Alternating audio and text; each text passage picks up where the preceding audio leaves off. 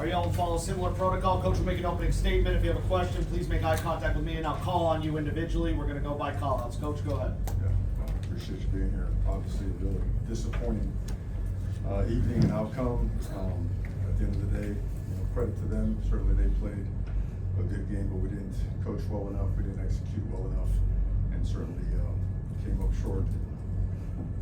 Just not good enough. And disappointing in a lot of different aspects. Certainly hurt ourselves with some penalties.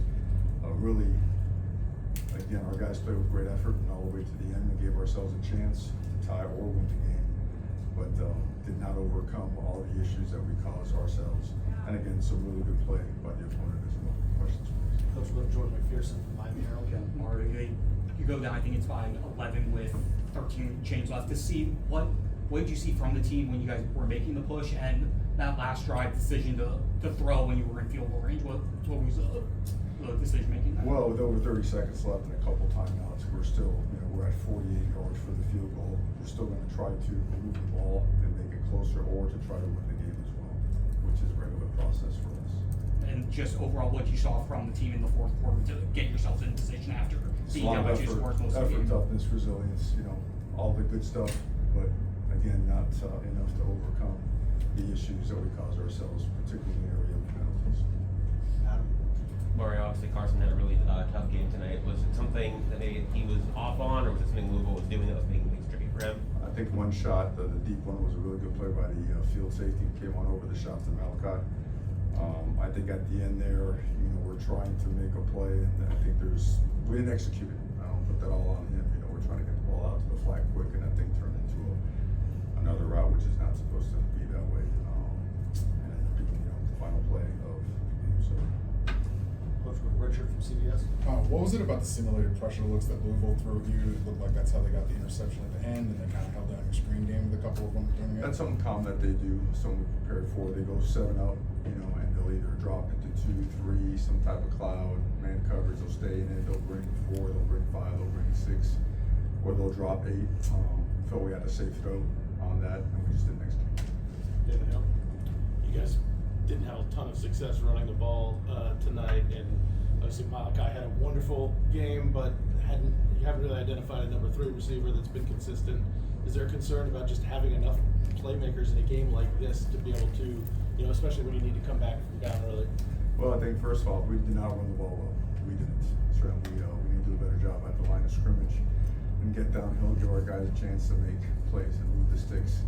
We also got ourselves off schedule several times in terms of pre-snap penalties, in the middle of a drive penalty, and it changes your play calls. So, all in all, just flat out not good enough.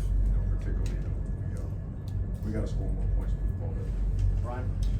Coach, defensively, especially early on, they seem to be having a tough time with what Louisville is throwing at them. Just how do they recover, and what did you see from that side of the ball tonight? Well, they really come out with an opening script plus that's really difficult to defend, and they got on us 14 points in a hurry. Thought we had a good call on fake field goal where we should trigger and make that play, but we didn't.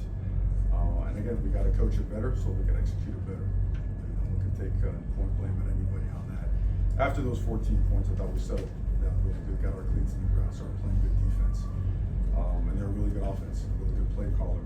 But certainly, we got to be able to move the sticks and put points on the board to help the defense as well. At the end of the evening, I think we only had 59 plays. A lot of that is due to not sustaining drives. That's not a good play count for our offense.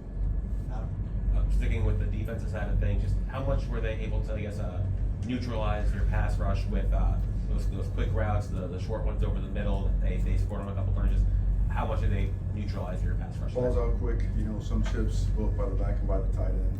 Good game plan here. You got to be able to mix it up. Got to bring pressure. Got to cover.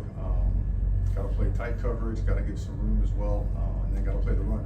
Got a really good running back and whatnot. So it's certainly when you play against a play caller like that, you got to do your best to keep them off balance without hurting yourself.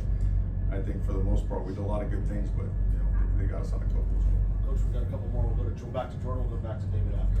Coach, what's going to be the message to the team after this, especially after, we've seen this team, the veterans, how they've been able to handle their business. Just as you go through your first loss, what's going to be the message? The message is being very real and honest, man.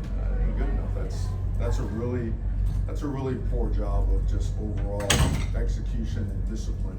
And when I say that, it means all of us, like everybody in the organization, every coach, every player. We take it, we win together, you lose together, you know? And so when we say execution, that falls on the coach, falls on the player, falls on myself, falls on everybody. And after having some really good performances and working really, really hard in practice, I mean, that's really disappointing. And we're all disappointed, we're all pissed, we're all upset. And, you know, sitting around and being pissed is not gonna do anything about it. And just because you're upset about a performance, you better go out and do something about it. And that's gotta be the complete commitment of everybody. There's no BSing, there's no excuse making, there's no time to sit around and do anything, but go back to work and go get better. That's what it takes, that's what real men do, and that's what we have to do, and that's what we're gonna do. Coach, we'll wrap up with you now. Mario, you've obviously seen Carson deal with a lot in just his time here. How do you think he'll respond from a game? I think he'll like this? respond well, you know, it's the only way to go. He knows no other way, there is no other choice, you know? That's, when you play really good teams, and you're playing conference football, the margins are really small. One possession games reign supreme at this time of year. And if you give away plays, it's gonna get you. You know what? Tonight it got us. So lesson has to be learned, and we have to go do something about it. Talking about it ain't gonna do anything. Thank you, Coach. Thank you. Thank you.